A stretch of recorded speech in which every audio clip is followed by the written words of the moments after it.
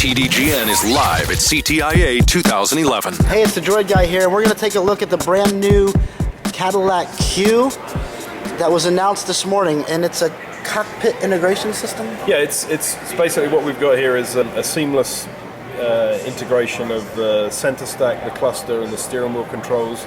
So I can manage my audio, my phone, my navigation, and so on between either the cluster and the center stack and steering wheel controls. So it's we're really being able to share all of that information. And what we've got is a high-speed bus between the cluster, the steering wheel controls, and the center stack.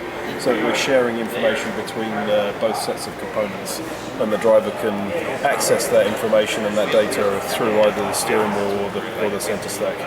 And this is a Linux-based system that you guys developed in-house?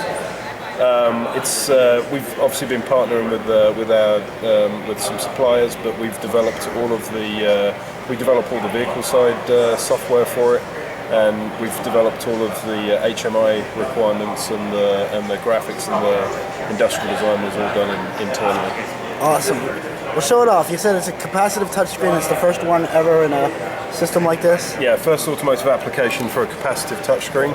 So this is really great. It means that we've got a common execution of technology between the lower faceplate and the upper. So the kind of gestures and interactions that I would use in the system are the same. So if I want to go through the pages of my home screen, I can just swipe across it. And then I can do the same thing if I want to adjust the volume of my radio. I noticed that earlier when you were playing with the radio that you weren't actually pushing a button, you were swiping. Right, yep. So the capacitive means that we can swipe our fingers across the surface, and it reacts very to all of that sensitive input. Alternatively, you can just tap. So if I want to go to audio, I just tap on that. And then the same kind of input if I wanted to maybe adjust the temperature on my HVAC. Wow.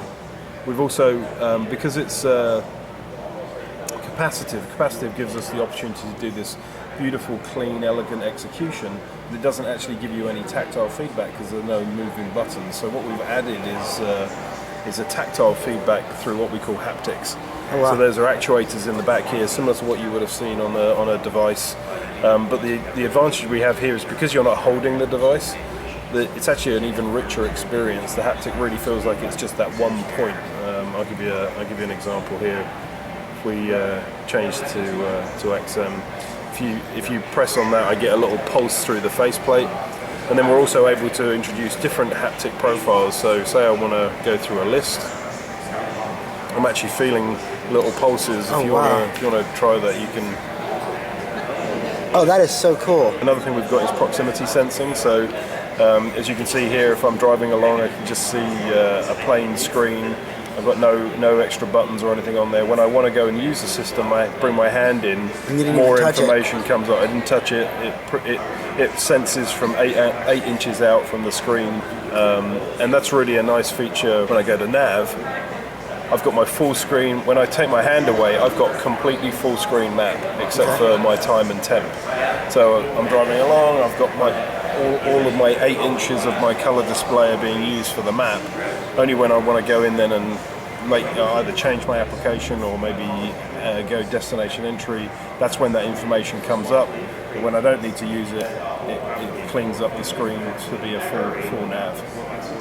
And then over here, it's telling us what the XM channel was and stuff.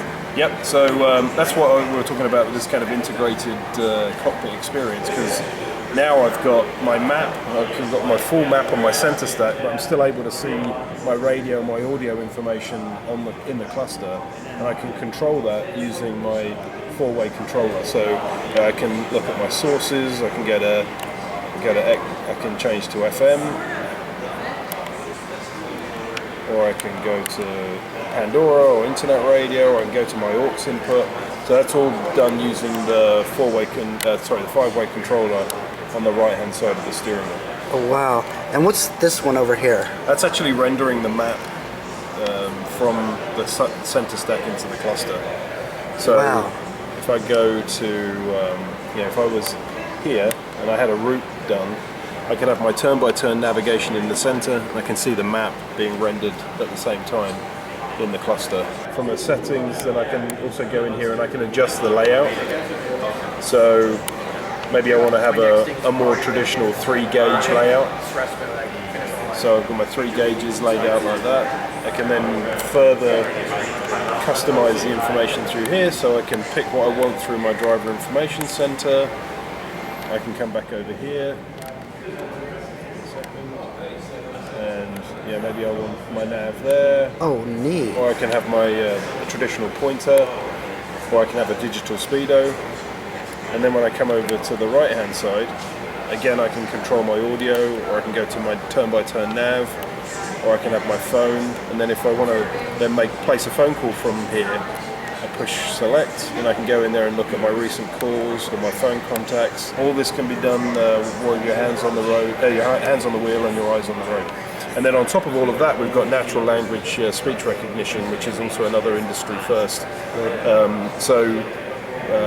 By using the speech recognition button here, You can tell it what to do.